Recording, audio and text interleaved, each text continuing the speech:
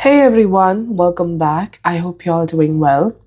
Today, let's talk about the upcoming transit of Jupiter in Gemini. That is the Gemini Rashi, or you can see the Mithun Rashi.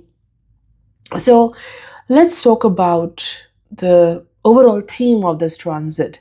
We will have a separate video where we'll talk about each and every sign, how it's going to impact you as per your ascendant or moon sign. But today, a quick preview, a quick introduction, what this transit is all about. So next year, Jupiter will enter into Gemini around in the month of May 2025. And within this transit, it will go through three nakshatras. One is the Mrigashira, second is the Ardra, and third one is the Punarvasu. The last two padas of Mrigashira, the entire four padas of Ardra, and the first pada of the Punarvasu. So going through the nakshatra of Mars, Rahu, and then Jupiter. So Jupiter in Gemini, well, Jupiter considers Mercury as its enemy, and Mercury is neutral to Jupiter. So definitely this transit of Jupiter in Gemini will impact the intellect. It will challenge your mind. It will challenge you, your thought process, to make important changes in life. And also, most importantly, to communicate and express what's in you. If you try to keep it in yourself, it's going to be very tough with Jupiter in Ardra, because that is the time when you are trying to, fight your inner thoughts and the outer impact of the world. What others think of you, what you think of yourself, that's so Rahu here, right? So when Jupiter enters into Mrigashira nakshatra, the last two padas, which is the nakshatra of Mars, but greatly influenced by the moon, the Soma, there's a very deep need for instant gratification, instant pleasure, happiness. And for that, you may go out, you may go on adventures, you may travel, you may explore, and you're doing a lot of soul searching. You know what happens with Mrigashira? You try to go for that happiness and gratification, and what you experience or the result of that instant need to get something, whether you meet something bad or good, that is the process where you learn, and you learn a lot about your soul.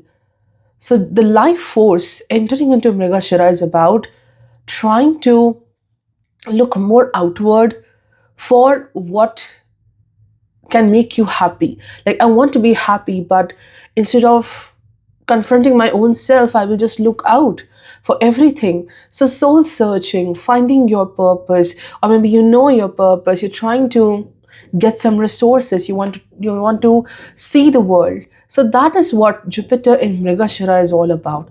Having that power and courage to face difficult situations, to confront the world, and to take the risk as well. Now, when you have taken the risk, you have learned a particular lesson, you have gone through some feeling, okay? Now comes the role of Jupiter in Ardra. Okay, how Mrigashira is represented by the head of a deer, antelope, which is an animal, and then Ardra is about the human head, right? So enough of those, animalistic actions. Like, I want instant pleasure, I want instant gratification, I want everything quickly. That energy of Mars. Now here comes the play of Rahu. Whatever you have learned, whatever you're experiencing at that time, how you balance yourself. I have learned something, I have faced something with Jupiter and Mrigashira. Now I have to internalize it. I have to balance my emotions. Now I don't have to rush outwards to get that gratification, but rather I fight my own emotions, my own chaos. I must work on my mindset and psychology. That is the play of Jupiter in Ardra. And I have seen so many charts in the recent years with Jupiter in Ardra. Great intellectual capacity, great thinkers, but they suffer because of a lot of emotional baggage coming through others.